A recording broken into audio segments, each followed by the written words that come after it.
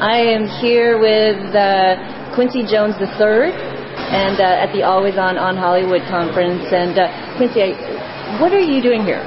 Why is this intriguing, this conference? One, I'm a tech junkie and I love technology. Always have, always been into computers. One of the reasons why I like making beats and music so much was because it allowed me to be around computers all day, you know, and equipment and buttons and stuff like that. And I'm here to moderate a panel about the future of the music business, and we're going to talk about sort of the new models that are emerging and how artists are using the internet to get ahead, and what the labels need to address in order to stay relevant. Wow, well, you just raised some great points there that I'm sure you're going to raise at the panel. So what are the new models? How are artists going directly to the audience? Because that's what it seems like, that's what's happening.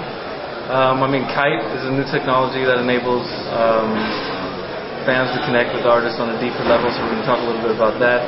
And I think, you know, the online space offers the masses basically free distribution and free promotion. So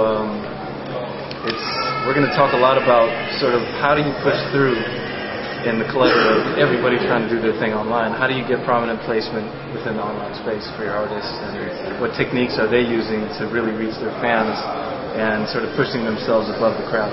So how do you do it? I would say that right now it seems like an organic connection with your fan base is the best way to go.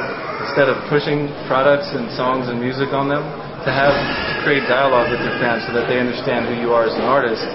And then from there, they'll support you as a whole, not just your hit single. And who are you pushing out? Pardon? Who's losing in this whole game of like new distribution and new models online? Well, I think right now, I don't know if there's any one clear winner, because we're sort of in between the old model, which is failing and declining. What's that model? And that's the traditional model of the record business, which is just, you know, putting out CDs and that sort of thing. And we're losing a lot of ground to bootlegging in that arena. And then the new model is do it yourself online, or do it through somebody who can help you distribute your content online, say iTunes or whatever else, Burn Lounge. But the problem is that how do you get attention if you're a new artist? I could see it if you're Eminem and you put your record out on iTunes, it's going to sell. But if you're a new artist, how do you push through? There's so many people out there trying, so how do you push through? That's sort of what everybody's trying to figure out now. How are you leveraging social networks, and which social networks work for you? I like all of them, to be honest with you, and they all have a slightly different twist. Depends on what demographic you're going after. For the urban demographic, I think that MySpace is a good platform, you know, because there's so many plugins that you can use to augment just a regular page. Right. So, like for instance, if you want to use Kite, that's a way where artists can use their mobile phones to do video blogging on location.